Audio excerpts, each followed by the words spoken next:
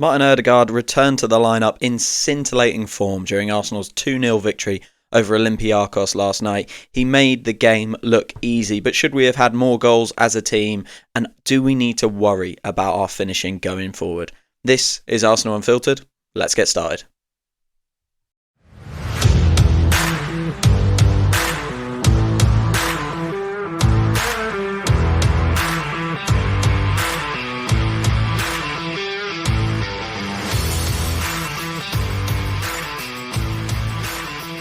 Hello and welcome back to another episode of Arsenal Unfiltered, your 3 times a week dose of Arsenal coverage with me, your host Mark. I hope you are well. I am recording on Thursday morning in the wake of the 2-0 victory against Olympiacos, and that is what we are here to talk about today. Bukayo Saka and Gabriel Martinelli finished off decent moves in order to give us the 2 goals and a 2-0 win over the Greek superpower. The Greek superpower who I forgot to mention in my preview podcast, we have a terrible record against. So wonderful to get the win. And when you think of some of the other results that have happened to English teams over this Champions League game week, Tottenham dropped points against Bodo Glimt, Manchester City dropped points against Monaco, and Liverpool losing to Galatasaray, you can't complain. I said it in the preview, right? Every game in the Champions League is a tough game. This one proved to be a tough game as well in the end. Tough in a different way to Athletic Bilbao, I think. We'll get into it. Before I get started, though, we have a big game coming up against West Ham. So if you want to see you don't want to see my preview. If you want to hear my preview and hear my reaction to that game the day after and my review of the match, make sure you go and hit follow wherever you get your podcast from, because that will give you my content immediately after the game and before the game, so you can soak in all the Arsenal content that you want and really make sure that you are prepped and ready for the game and can enjoy, hopefully, 3 points for a little bit longer afterwards. Let's get started then. I want to just quickly talk about the game in general, because it's one of those games where, again, it's one that I think as Arsenal fans, maybe we're thinking we should be winning more comfortably. And by comfortably, I mean, have it done early. I think that's the only frustration I think we can think of from last night, that it was still 1-0 in the kind of 80th, 85th minute. And whilst I don't think there was any real jeopardy when you look back at the chances Olympiacos were able to create, they were quite poor chances. They did have the ball in the net at one point. We'll come on to that, but it was disallowed, of course. So we kept our clean sheet. Apparently, it's our 11th clean sheet in 14 Champions League home games. A wonderful record, that. So incredibly impressive.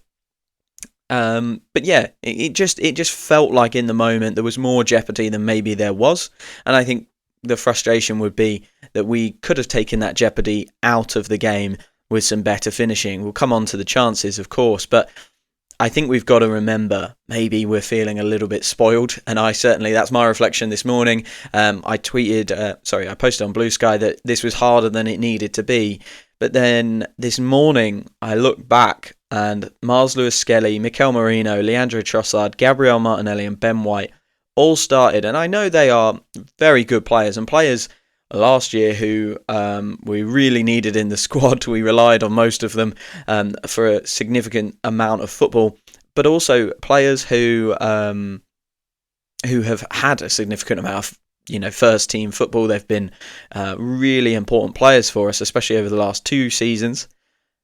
That's 5 players away from our best 11, in my opinion. I think you'd put Calafiori and Timber in there, you'd put Rice in there, Eze and Saka. So we rested a significant number of players. Of course, we did bring Martin Odegaard back in, which was a wonderful performance. But I think what I'm saying here is this isn't the best that we can put out. This is not the team that will roll out against Bayern Munich later in the tournament. This is not the team that will hopefully roll out in the quarterfinals, semi-finals, and potentially even the final. And we dispatched a decent team, 2-0, with relatively little danger. So I think, and I include myself in this, we've got to just check ourselves and make sure we're not being too spoiled, and make sure we're not expecting every game to be a 2-3, 4-0 walk in the park, it would have been nice to kill it off. And I think we probably should have killed it off. But Olympiacos get to play too, and they did some really good stuff. I thought their keeper made a couple of really good saves, and they pressed incredibly well. So it wasn't super simple, but I think we managed our part of the task really, really well. I want to do something that we've not done for a while and just kind of go through the game by its events, by its moments, because I thought there was some really interesting chances and moments to talk about. And the first one came in the second minute. I mean, we scored early in this game. We scored in the 12th minute, but it felt about 10 minutes too late, to be honest, because a really wonderful move early on in the game led to one of the biggest chances of the game, Gabriel Martinelli header. He gets it all wrong, and look, he goes on to score. So I'm not gonna beat him up for it. I'm not gonna say, how's he doing that? We need to talk about Gabriel Martinelli. He's actually our goal contributions leader right now with 4. So I'm not gonna pick on Martinelli, but it is a bad moment from him. He should do better with the header. I want to talk about the move because it was a sign of things to come, wasn't it? Raya with a wonderful ball, kind of round the corner for Odegaard, straight into midfield. Very brave yesterday, I should say. We fired a lot of passes into and out of midfield very, very quickly. And I think there is just something that we're starting to see. Maybe it's, a very simple analysis from me, but I think what we're starting to see a little bit more, and whether it's something we've always had and we're just doing it quicker, or whether this is kind of a new instruction, is that ball fired into an Odegaard, a Saka, a Gyökeres, and then the very, very quick lateral switch across the pitch to almost try and drag the opposition one way and then send the ball into the space the other side of the pitch. And we saw that against Newcastle in the build-up to the Trossard chance where he hits the post, the ball's fired into Gyökeres. He gives it to Saka on the layoff, and Saka's first move is to get across the pitch and get to the space. And we saw it in this moment. We saw it in a couple of times in this game. Raya fires it into Odegaard. No touches, no waiting around. Fires it straight out to MLS. And Olympiacos are kind of tilted to defend our right-hand side, their left-hand side. And because Odegaard doesn't bother to kind of turn and spin out, they aren't able to trap us there. He just fires it out to the left-back. And there's so much space for Miles Lewis-Skelly to run into. And he puts in a really good ball, finds Martinelli unmarked at the back post, and it was a great start. We had another great move, of course, that led to the first goal. Mikel Merino is not getting the credit he deserves in this moment. I thought he did really well feeding Martin Odegaard from the central midfield. And again, look, we've asked for verticality a lot at Arsenal. Pass it forward. Don't mess around with kind of these horseshoe passes, too many touches. We want our players to pass it forward and pass it forward quickly. They did that in this move. It's a great pass to Odegaard, and Odegaard slips Gyökeres through. Odegaard's so involved at this point in the game, and Ali McCoist on TNT Sport was absolutely waxing lyrical about Odegaard, and rightly so, because he does operate that little bit deeper than Eze does when Eze plays that role. But I do think, he was really connecting us and doing a lovely job. I think that's probably a discussion for another day, actually. Odegaard versus Eze in that position. Who do we prefer? But there is a definite style difference. And I thought Odegaard just made us tick last night. The ball through to Gyökeres. Is it a good ball? I mean, I think it is a good ball, but there's still tons for Gyökeres to do. And Gyökeres does fantastically. Absolutely fantastically. He's marshalled by 2 defenders at that point. He bullies both of them. I think it's Retsos and Costinha. Slams into one, slams into the other. They just fall away by him, right? He's like a battering ram in that scenario. He gets a left-footed shot off. The keeper is probably looking at himself thinking he needs to do better, as he is on the final goal. But it goes through the keeper and goes onto the post. And Martinelli, luckily, was there to tuck it away. I think Arteta is losing his mind there, because in real time it looked like Martinelli had waited for Gyökeres to get the goal to try and help his mate out. I don't think that was the case. When you look at it in the replays, you can see Martinelli knows it's going to hit the post. He wants to sort his feet out, and he does. And it's actually quite a difficult, in a silly way, it's a difficult finish in the sense that actually that could have gone anywhere. Martinelli had to react. There was a defender there. He had to not panic, and he just had to squeeze it from out underneath him. So it's a difficult finish in a certain way, as difficult as an open goal can be, of course. But it was what a start to the game. I think we'd had a massive chance early on. We dominated the ball. Really, Olympiacos hadn't touched us in that first 15 minutes. And we were 1-0 up. And I really, really enjoyed the first 20 minutes of our performance. I thought we were super brave on the ball. And you couldn't criticise Arteta for having the handbrake on, as people have been saying. We were flowing through the midfield, and there was a lot of players to thank for that. David Raya was one of them. I thought he played passes really, really well into the midfield. Martin Odegaard, as I said, and I want to highlight Victor Gyökeres and his whole performance, really. I noted down several times when I doing my notes during the game. I noted down several times, like Gyökeres, great use of his body. That was on the 22nd minute. Obviously for the goal, he got himself in good positions. He fought really well. And my one reflection on Gyökeres after this game is, before he came in, I was concerned about his build-up play, his ability to be kind of involved and link play. And I wasn't concerned about his finishing and his final action. Interestingly, right now, I feel the exact opposite.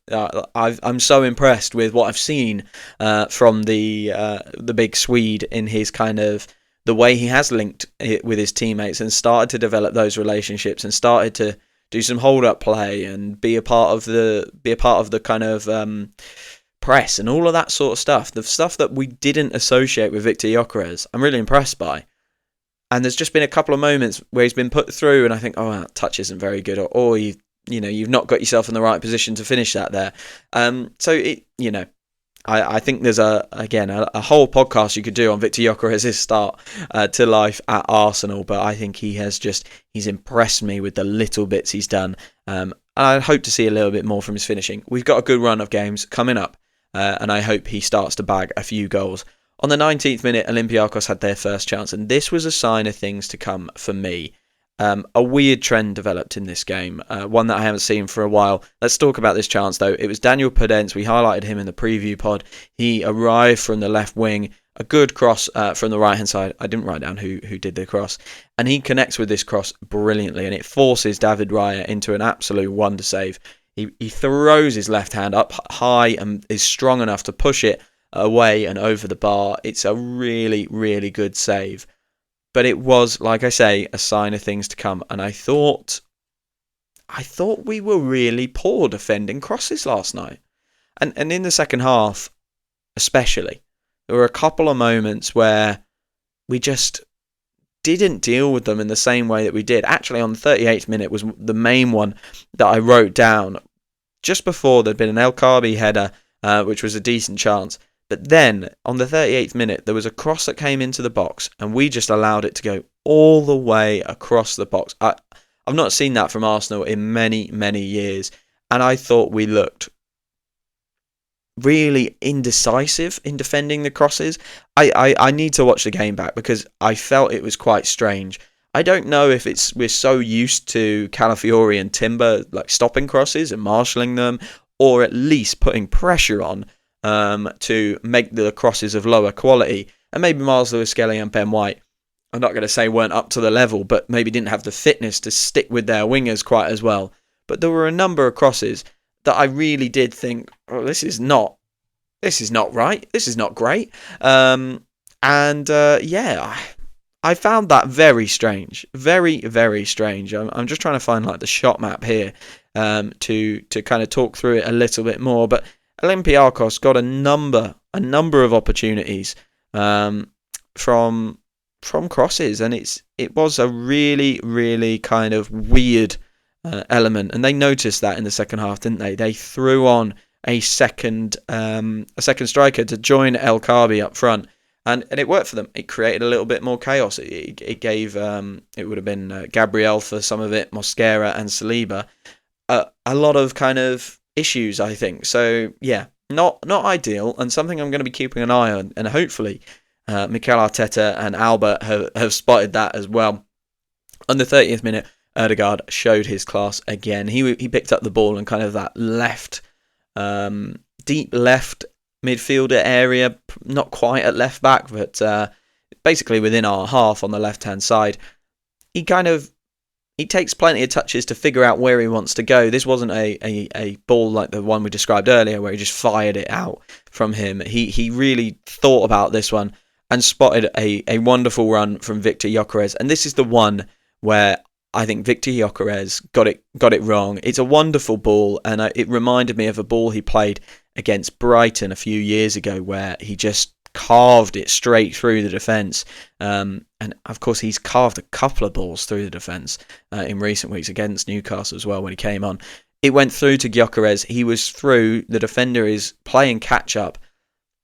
Martinelli is on square. And I think a lot of people this morning will be maybe saying on their podcasts like, why didn't he square it? Why didn't he just play it straight across for Martinelli to tap in or put past the keeper? I actually don't hate that he took it on himself.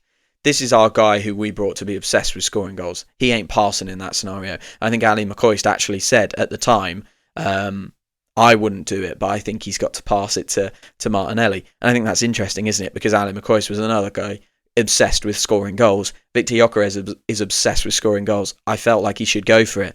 But his touches were really poor. He didn't get the ball out of his feet quickly enough, and it led to the defender being able to get back and get a block on. And that was the moment where I did think, Victor, there's been a couple of them now where we've put him through, and maybe he's competing with a defender, maybe he's running alongside them, something like that. And actually, it's maybe a 50-50. And his touches, it's not his finishing, it's his touches, have not let him get into the position to apply a finish or allows the defender to recover. So, yeah, I was a bit disappointed with that. And he had another chance 10 minutes later.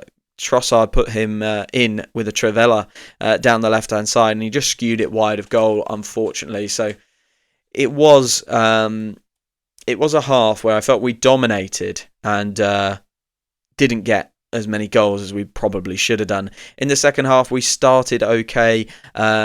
We had two big chances for Trossard. The one where it came all the way across from the right-hand side to the left-hand side. Marino put him in, and he should bend it into the top right corner. I think for me, at the time I said he has to score. I've watched it back since. He has to at least hit the target. It's pretty poor from Trossard, and I didn't think Trossard had a great game, in all honesty. I thought his final action was a little bit poor, and if I have one worry about this Arsenal team, it is final action at the moment. Another chance for Trossard on the 64th minute, but in the 65th minute we had the big scare. Olympiacos had the ball in the back of the net. We saw from the VAR replays it was clearly offside, but another cross. Raya had made a good save. It had fallen to the Olympiacos defenders. Another cross we didn't defend particularly well at all. And it was just a little bit worrying for me at this point how they'd sensed that, actually if we throw on another striker, we can put their defenders under real pressure. And they were crossing the ball a lot. Thank goodness, though, the final 10 minutes went a little bit more our way, because I think if Olympiacos had gathered more momentum here, it would have been a nasty finish. At this point, right, when they score, we're getting into 65, 70, 75 minutes. This is when the tension started to build. Because, like I said before, I don't think Olympiacos were good on the night. They did a lot of things well. Their press was really good. Their keeper was on form. They crossed the ball really, really well, like I've spoken about many times. I still didn't feel completely worried. I don't think they created many big chances in the game. However, at 1-0 in the Champions League, there's just that nervousness. I think that's the criticism of Arsenal, not burying one of these chances I've spoken to you about. There's another one on the 81st minute, and this, I literally start my note with, how do we not score? Eze has come on by this point, Saka has come on by this point, and they combine to create this chance. Eze, he's getting really good at that Declan Rice style switch out to Saka. He's done that a couple of times now, and it's perfect to Saka. Saka does what he does, beats his man down the outside and crosses it back. It's a wonderful move. Odegaard hammers it at the goal. But again, I feel like Odegaard is a real victim of great goalkeeping from this sort of scenario. It's a wonderful save, and the follow-up is blocked. I have no idea how he didn't score. It is a great chance engineered by three great players, and it gives me real excitement for when we can get those players to start a game together. Eze on the left, Odegaard in the 10, Saka on the right. I think that will be a wonderful, wonderful combination. Saka then is obviously involved with Odegaard again for the second goal. He's playing down the left-hand side at this point. He switched with Eze. I really like that. I like how they are happy and comfortable to move about. It creates a little bit of chaos. And Saka is on the left wing, gives it inside to Odegaard, who immediately returns the favour with a wonderful through ball to cap off a wonderful performance. Saka fires it straight through the keeper. That's 2-0. Good night. Thank you very much. A great game. A good, solid game. We can't be too disappointed with our second 2-0 victory in Europe. We just can't. But I do think there was chances to kill this off earlier. And that's it. That's all. That's the only criticism I have. Well, and the defending the crosses. It would have been nice to kill it off earlier, but we can't, we can't be too spoiled. We can't expect every game to be 3-4, 5-0 by half time and we're sitting back with our feet up, relaxing. This is the Champions League. We are playing at the best levels and every team has a threat. Every team has something to offer. I think we created 7 big chances in this game, which is wild. Absolutely wild. We should have done better with our finishing. But hey, it's a 2-0 win, and given the effort that we put out against Newcastle and how late we had to push against Newcastle, I'm really, really happy to see that. I'm also really happy to see all the sprinters rotated. The fullbacks and the wingers, they're the sprinters, and they all got rotated. Timber, Calafiori got a rest. Eze, Saka got a rest. So happy to see that. I'm hoping we will see that full strength lineup at some point very, very soon. Okay, you'll have noted I mentioned him a few times, but Martin Odegaard's performance deserves a whole piece within itself. So I'm going to take a very short break, and when I come back, we're going to talk Martin Odegaard and a stunning performance. Hello guys, I just want to interrupt and say a massive, massive thank you for all of those of you who listened in September. It was a record-breaking month for the podcast, and I'm delighted to say it has really, really grown in the previous 30 days. What I want to just ask is if you've enjoyed any of the content that came out in September or the months before, or even this episode if you're new, if you could just go and leave a 5-star review from the podcast, wherever you get your podcasts from. That would really, really help. The reason it helps is podcast providers use reviews to promote podcasts to other people. So if you want other Arsenal fans to hear this content as well, go and leave a 5-star review and you'll be helping them get this content at least 3 times a week. Match previews, instant reactions, match reviews as well. It's all there for every single game. So yeah, thank you so much. Leave a review if you can, and let's get back to the episode. Hello guys, and welcome back to this Arsenal 2, Olympiacos 0 match review episode.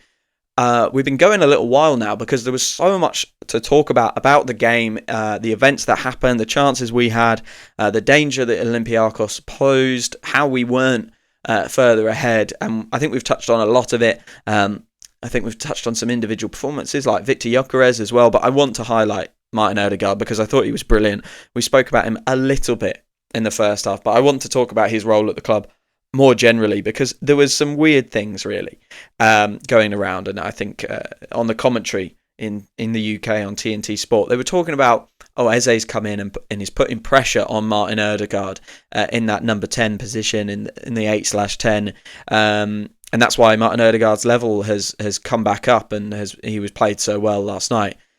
And I just don't think anything can be further from the truth. To be honest, I think Eze has not. This isn't about allowing Eze. Isn't about giving Martin Odegaard competition. This is allowing him a night off. Because I think with that shoulder injury in previous seasons, we'd have rolled him out and rolled him out and rolled him out to the point where he just stops performing, can't play. Isn't influential because he's in pain.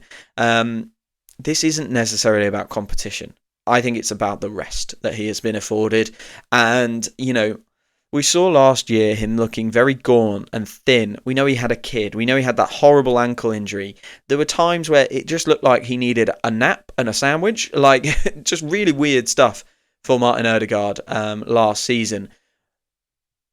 And I think that has kind of coloured a lot of the opinions on Martin Odegaard. That last season was incredibly difficult for him because when he did play, he didn't have players to feed the ball to. He didn't have players making runs. He didn't have Saka. He certainly didn't have players in form in front of him. So it's very difficult as a creator when you don't have that. He didn't have the energy. He didn't have the physical sharpness. He didn't have lots and lots that he needed when he did play. And of course, when he didn't play, we were all going, oh, we miss him. He comes back into the team. We go, oh, he's not performing well enough. He was in a catch-22 for a long time last season. And he started this season very, very unluckily. With those injuries in the games against Leeds and Nottingham Forest. And like I say, we would have wheeled him out, but we didn't have to because we have Eberechi Eze. For me, the best Arsenal lineup has both Eze and Odegaard in it, and it's just about finding the way to get Eze into the 10 spots a little bit more often and allow Martin Odegaard to kind of play in the way he did last night, where he was a little bit deeper, not a defensive midfielder, not a deep midfielder, but coming onto the ball in the final third rather than receiving the ball in the final third and conducting in the middle third. That's what I think he's done really, really well last night. And people will be saying, I saw this post actually, Zubimendi needs to be doing that and Odegaard needs to be in the 10. Well, if you've got Eze off the left wing coming into the 10 spot and you've got Martin Odegaard arriving to the 10 spot from the right 8 with Declan Rice and Martin Zubimendi doing what they do in a double pivot and Calafiori providing the width on the left wing, I don't think you need to worry about that. I really don't. So I don't think there's any question that Eze is going to come and take Martin Odegaard's spot in the team. If Martin Odegaard's fit, he is the club captain. He is Arteta's golden boy. He triggers the press. He starts everything off. He conducts the team out of possession. He does a wonderful job in so many different ways. I don't understand why people would even be thinking about that. We want Eze and Odegaard in this team. We want them both on the pitch at the same time, and it's incumbent on Mikel Arteta to make that happen and make that work. We haven't seen it yet. We haven't seen it work yet, but it will come together. I'm really, really confident of it. And just on Martin Odegaard's performance last night, very, very brave to take the ball in certain scenarios. He's always had that. He takes responsibility really, really well. And that's a big part of why he's the club captain. But I think we've seen him in previous seasons, and I'm not just talking last season, I'm talking seasons before that as well. Too many touches, trying to find the perfect moment. And actually, yesterday, he just flowed. Like, he just flowed out of his boots, put balls into really, really good places when we needed him to, just popped it around. And of course, the couple of through balls that he played was really, really impressive. And I'm so happy for him.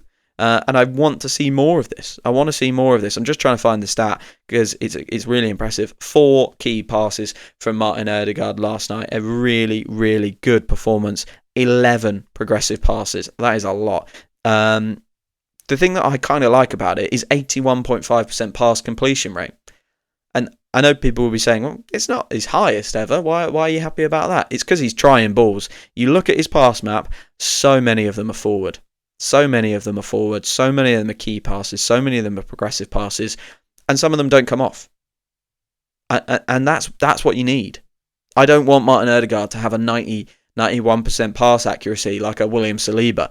I really don't want him to do that because that to me says he's playing it too safe. I want him to have a slightly lower pass accuracy with one of those passes being made and it being a telling contribution, as it was multiple times in this game. He had a big hand in both of the goals. So Martin Odegaard, a wonderful performance last night. I don't think his position is under threat from Eze at all. Our best team has them both in them. And look, I accept the tactical position of we need someone standing in that 10 area to enable us to progress the ball through it. And Martin Odegaard comes deeper than that and doesn't receive in the 10, but arrives in the 10. And we need to find someone in the squad to receive in the 10, especially when Victor Gyökeres is playing, because he's just going to be running like a 9. I accept that. That doesn't mean you take Martin Odegaard out of the team. No way. I think it means Bukayo Saka has to tuck in more and receive in that spot. I think it means Eze has to tuck in more and receive in that spot. And we need to get our fullbacks high and giving us the width as much as possible. And then trust Declan Rice and Martin Zubimendi to do that pivot. That's how you do it. That is how you do it. You have Declan Rice and Martin Zubimendi doing their thing in a double pivot. Martin Odegaard floating as the kind of maybe a free role, I think, right 8/10, but when he's arriving in the final third, arriving in the 10 spot when we need him, and then the top of that box midfield becomes Eze and Saka. I think that's how you do it. That's how you get them all in. The box midfield becomes Rice, Zubimendi, Eze, Saka, Martin Odegaard in a free role, fullbacks flying on, Victor Gyökeres running in at the 9. Wonderful. I think that would work perfectly. And then when you're building in the final third, Martin Odegaard coming onto the ball late to provide through balls, shots. Wonderful. I love that. So I really, really hope we see that soon. Well done, Martin Odegaard. Standout player from last night. We got it done. 100% record in the Champions League maintained. A win after a really, really difficult game against Newcastle where we had to go a long, long way, didn't we? We don't go to West Ham. We host West Ham next before an international break. Another international break. Jesus. Okay. That's going to be rubbish. And then Fulham away before Atletico Madrid, the next game in the Champions League at home. I will be previewing and reviewing all of those games, so make sure you hit follow wherever you get your podcasts from, and I will be around in the international break. Hopefully some guest episodes, hopefully some more fun episodes, some more creative episodes, and if you don't want to miss a thing, like I say, hit follow wherever you get your podcasts from. I hope you enjoyed the game last night. I hope we have a good result against West Ham. I will be talking you through all of it here at Arsenal Unfiltered. And all that's left to say is thank you for following. Thank you for listening. And I'll speak to you again very, very soon.